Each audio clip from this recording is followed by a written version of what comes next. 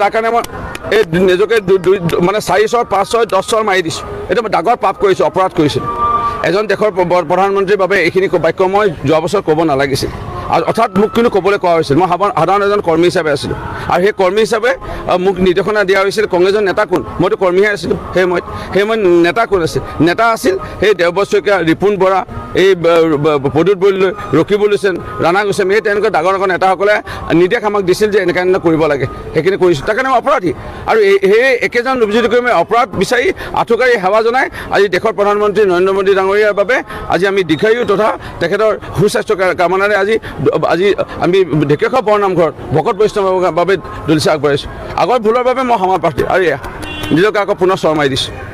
চাওক, মৰিয়নি সমষ্টিৰ উন্নয়ন মোৰ একমাত্ৰ লক্ষ্য। অসমৰ মাননীয় মুখ্যমন্ত্ৰী মহোদয়ৰ লগত মোৰ এইটোৱে চুক্তি হৈছিল যেতিয়া মই কংগ্ৰেছ ত্যাগ কৰি ভাৰতীয় জনতা পাৰ্টীত মই যোগদান কৰিছিলোঁ যে মোৰ সমষ্টিৰ উন্নয়ন আপুনি কৰিব লাগিব।